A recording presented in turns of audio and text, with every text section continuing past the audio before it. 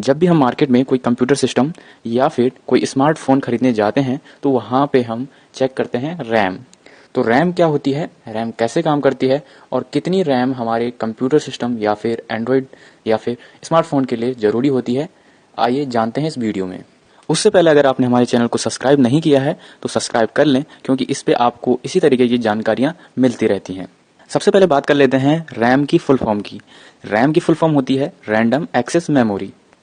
जब भी हम कोई सॉफ्टवेयर या फिर एप्लीकेशन इंस्टॉल करते हैं, अगर हम कंप्यूटर में इंस्टॉल करते हैं तो हमारी हार्ड डिस्क में जाती है, अगर हम मोबाइल में इंस्टॉल करते हैं तो हमारे इंटरनल मेमोरी में जाती है।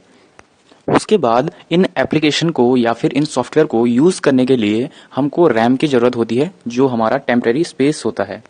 जब भी हम कोई भी एप्लीकेशन या फिर प्रोग्राम रन करते हैं तो वो रनिंग करते टाइम पे टेम्परेरी तौर पर हमारे रैम में आ जाती है और रैम उसकी डेटा की जानकारी सीपीयू को भेजता है, जिसके कारण सीपीयू उसको समझने के बाद आपकी जो आउटपुट होता है उसको वापस से स्टोर करता है।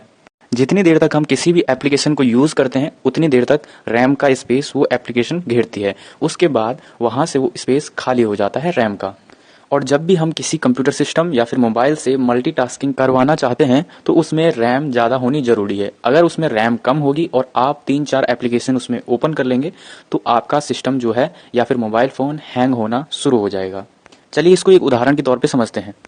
मान लीजिए आप अपने मोबाइल फ़ोन में एक क्रोम ब्राउज़र और उसके अलावा व्हाट्सएप और उसके अलावा एक गेम चला रहे हैं, और ये सारे काम, तीनों काम आप एक ही बारी में कर रहे हैं। ये तीनों एप्लीकेशन आपने एक ही टाइम पे ओपन करी है अपने मोबाइल फ़ोन में। मान लीजिए आपका जो गेम है वो 2 GB का स्पेस घेर रहा है और जो आपका व्हाट्सएप है वो 500 MB तक का स्पेस ले रहा है, और जो आपका क्रोम आपने उसमें ओपन करा है वो आपका लगभग 500 ही और ले रहा है। तो टोटल मिला के 3 GB हो गया।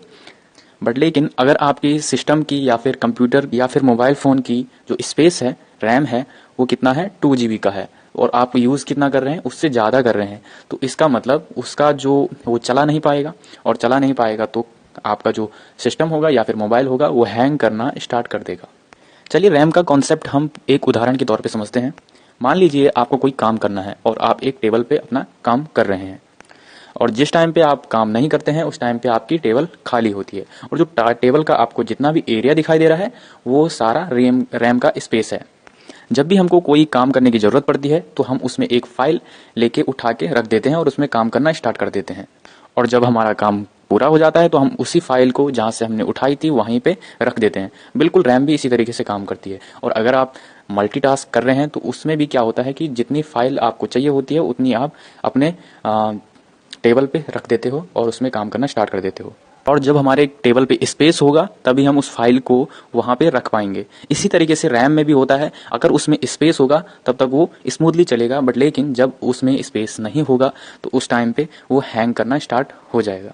इसी तरीके से जब हमारा मल्टीटास्किंग कंप्लीट हो जाता है तो उसको हम जितनी भी फाइल्स हमारी होती हैं वो टेबल से हटा के दूसरी जगह रख देते हैं जहाँ पे वो पहले थी। तो इसी तरीके से रैम भी करती है कि अगर आपने कोई फाइल यूज़ करनी है, जितनी भी आपने सॉफ्टवेयर यूज़ करने हैं उनको आप डेस्क पे ले आते हो और डेस्क पे वो रन होते हैं।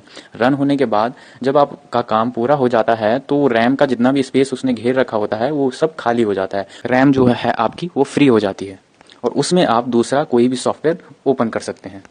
इसीलिए हमारे मोबाइल फ़ोन में रैम कम होती है और रोम ज़्यादा होती है।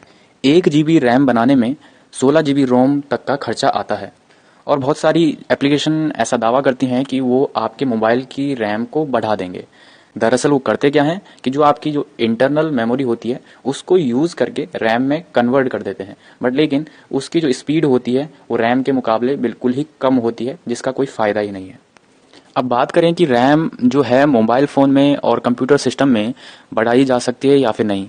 देखिए, कंप्यूटर सिस्टम में आप रैम को बढ़ा सकते हैं, बट लेकिन मोबाइल फ़ोन में आप रैम को नहीं बढ़ा सकते हैं। इसीलिए पहले देख लीजिए कि आपको मोबाइल किस लिए ज़्यादा यूज़ करना है। अगर आप गेम्स ज़्यादा खेलते हैं या फिर ज़्यादातर काम आपके अगर मोबाइल फ़ोन के थ्रू होते हैं तो आप ज़्यादा रैम वाला मोबाइल फ़ोन खरीद सकते हैं, जैसे 4 GB वाला। और अगर आप नॉर्मल ही काम करते हैं तो आपके लिए 2 GB वाला रैम वाला फ़ोन बेहतर रहेगा।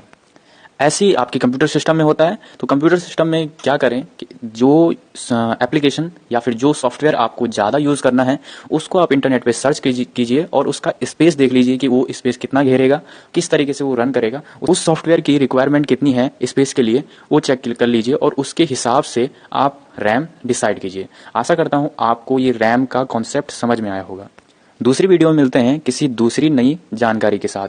तब तक के लिए जय हिंद, जय भारत।